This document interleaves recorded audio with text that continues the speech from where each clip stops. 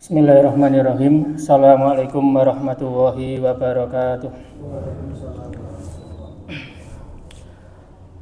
Alhamdulillah alladzi bi ni'matihi tatimmus shalihah.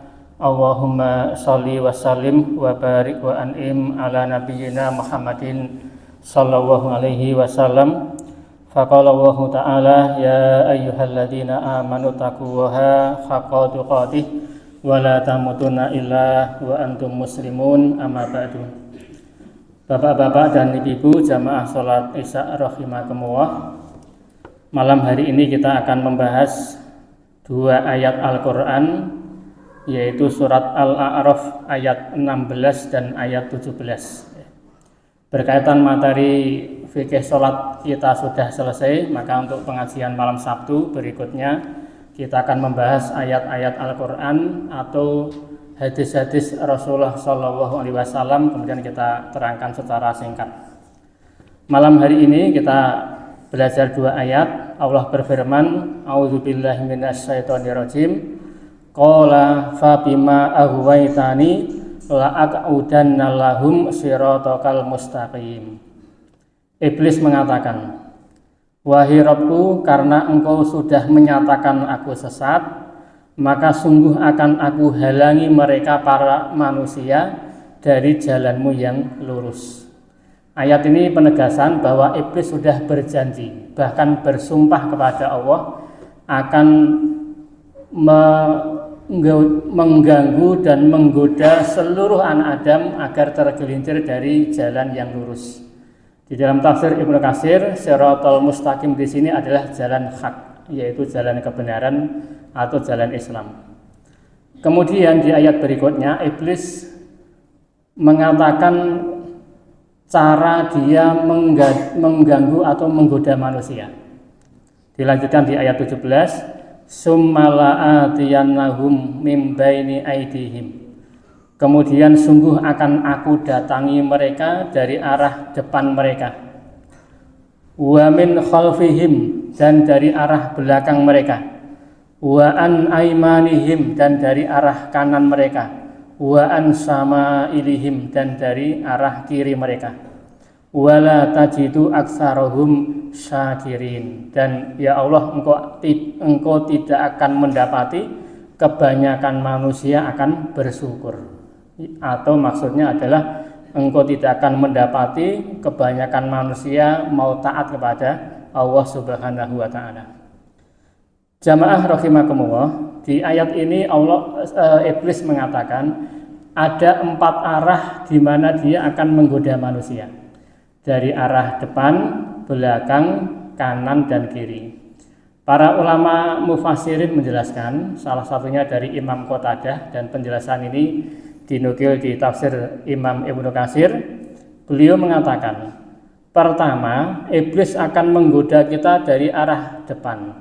Maksudnya adalah iblis akan memberikan taskik atau keraguan-raguan terhadap hari akhir, sehingga manusia itu akan dijadikan ragu-ragu terhadap hari akhirat, bahkan sampai nanti dijadikan tidak beriman terhadap hari kebangkitan atau hari akhirat.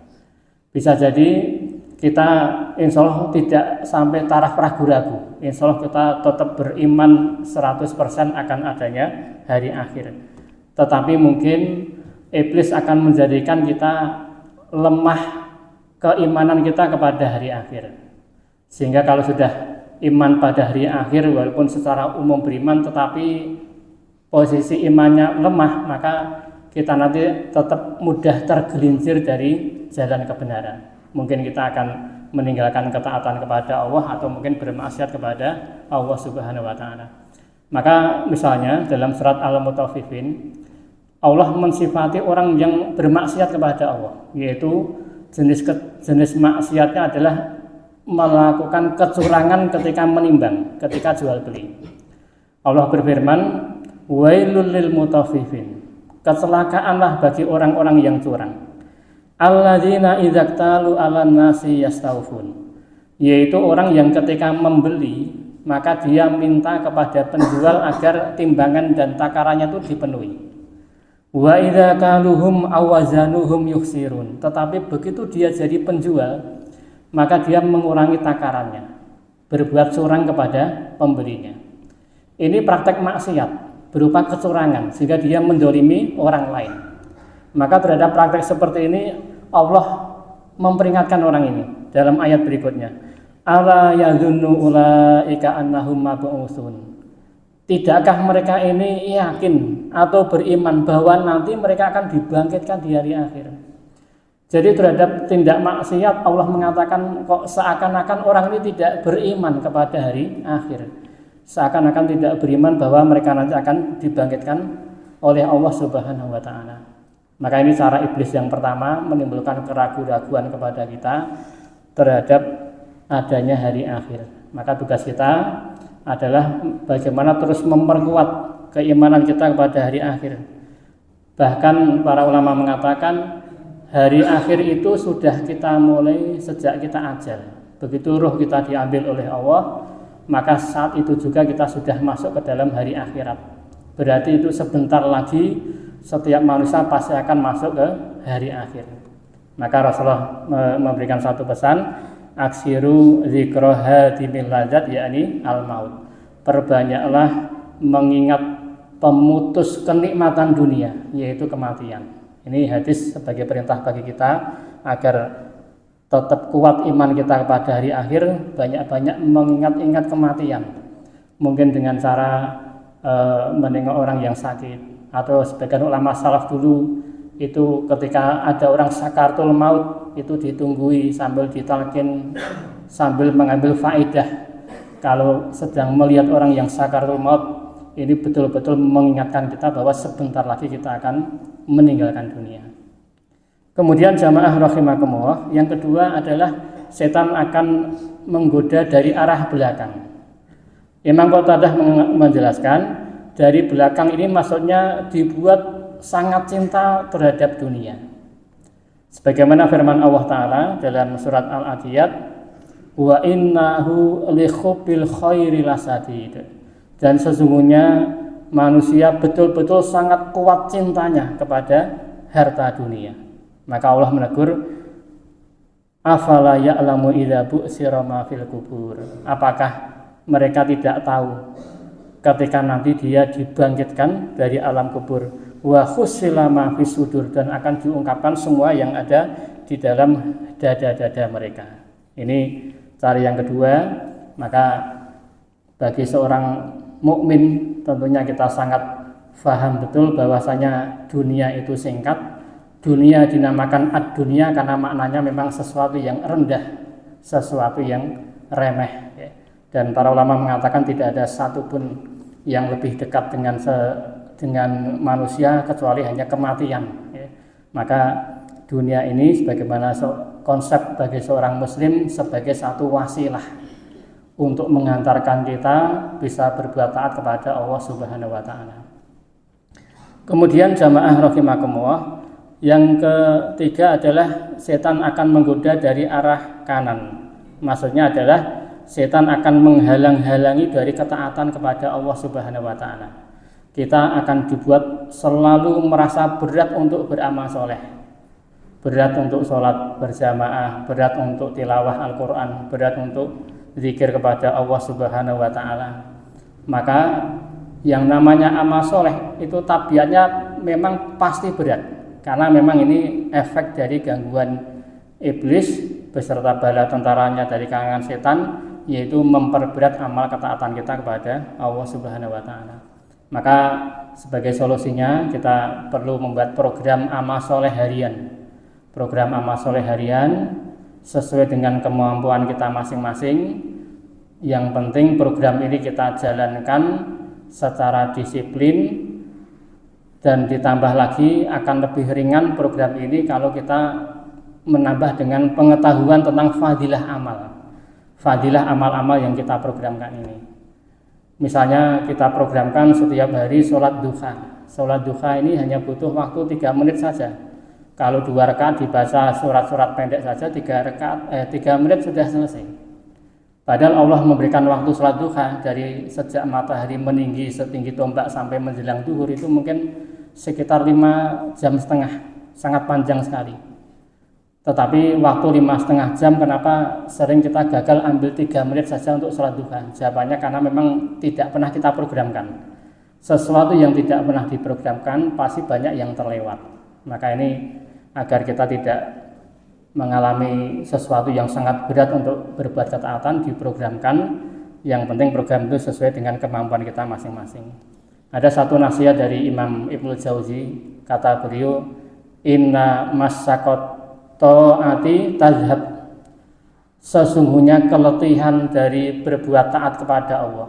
Andaikan kita hari ini letih sholat berjamaah, letih tilawah Quran dan sebagainya, tetapi keletihan itu akan hilang, kata beliau.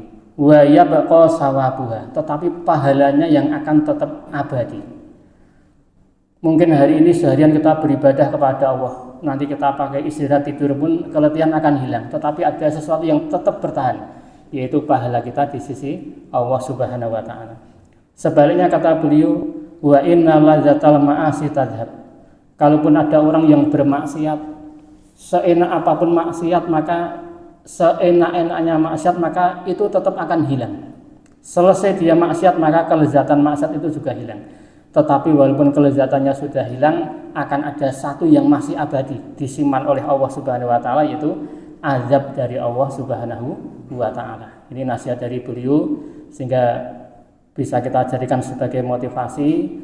Perlu kita memperberat atau memaksakan diri beramal soleh, insya Allah ini sebagai satu tabungan timbangan kebaikan nanti di hari akhir. Kemudian jamaah rahimakumullah, yang terakhir adalah setan akan menggoda kita dari arah kiri.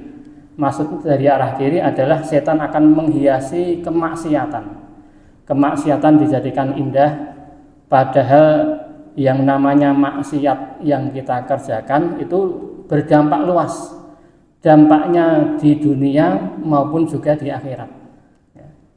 Misalnya Imam Ibnu Qayyim Al-Jauziyah menyebutkan ada puluhan dampak maksiat yang sudah akan kita rasakan di dunia, sebelum nanti kita merasakan di akhirat. Salah satu contohnya adalah beliau mengambil satu sabda Rasulullah Shallallahu Alaihi Wasallam, innal abda la yukhramur rizqa bidzanbi yusibuh. Sesungguhnya seorang hamba itu akan dihalang-halangi rezekinya oleh Allah Subhanahu wa taala disebabkan satu maksiat yang dia kerjakan. Ini dampak di dunia. Satu maksiat yang kita kerjakan, kata Rasulullah, Allah akan menghalangi satu pintu rezeki untuk kita. Padahal sebelumnya rezeki itu sudah disiapkan Allah untuk kita, tetapi tidak jadi diberikan dikarenakan maksiat yang kita kerjakan. Abdullah bin Abbas menjelaskan, pintu rezeki gara-gara maksiat ini akan tetap tertutup. Baru akan Allah buka kembali kalau kita sudah mau bertobat kepada Allah Subhanahu wa taala. Di dalam ayat yang lain, misalnya surat Toha ayat 124 dan 125, Allah berfirman, "Wa man a'rada an dzikri fa inna lahu ma'isyatan dunka."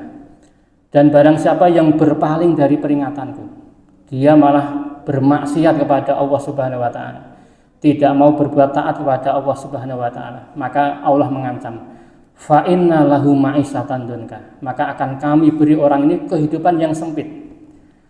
Sebagian mufassirin mengatakan ma'isyatan dunka adalah kehidupan dan yang zayyikon masyaqah, kehidupan yang sempit dan sengsara ketika di dunia.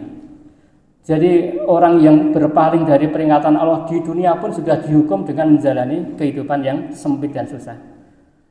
Masih ditambah lagi nanti di padang mahsyar, Allah lanjutkan firman-Nya, wa nahsuruhum yaumal qiyamati a'ma. Nanti di mahsyar akan kami kumpulkan mereka dalam keadaan buta matanya. Maka karena orang ini ketika di dunia penglihatan matanya normal, maka kemudian ketika di padang mahsyar dibuat buta oleh Allah, maka orang ini protes kepada Allah Subhanahu wa taala. Dalam ayat berikutnya orang ini protes, qala rabbi lima khasartani a'ma wa qad kuntu basira. Ya Rabbu, mengapa engkau kumpulkan aku hari ini dalam keadaan buta? Padahal dulu ketika di dunia saya ini bisa melihat. Maka Allah jawab dalam ayat yang berikutnya, ayat 126, qala kadzalika atatka ayatuna fanasitaha wa kadzalikal yauma tunsa. Kata Allah, demikianlah sungguh dulu ketika di dunia sudah datang kepadamu peringatan dariku, tapi kamu melupakannya, maka sebagai gantinya hari ini kamu dilupakan. Jadi setan walaupun menghiasi kemaksiatan seindah apapun, tetapi kita sebagai seorang muslim harus meyakini satu maksiat yang kita kerjakan langsung punya dampak di dunia. Kehidupan kita akan disempitkan oleh Allah Subhanahu wa taala. Salah satunya disempitkan pintu rezeki, padahal sebelumnya sudah dibukakan oleh Allah Subhanahu wa taala. Ditambah lagi nanti di hari akhir orang ini akan dikumpulkan di padang mahsyar dalam keadaan kedua matanya dibutakan oleh Allah Subhanahu wa taala. Saya kira demikian dua ayat yang kita pelajari malam hari ini, mudah-mudahan ada manfaatnya. Alhamdulillahirabbil alamin. Assalamualaikum warahmatullahi wabarakatuh.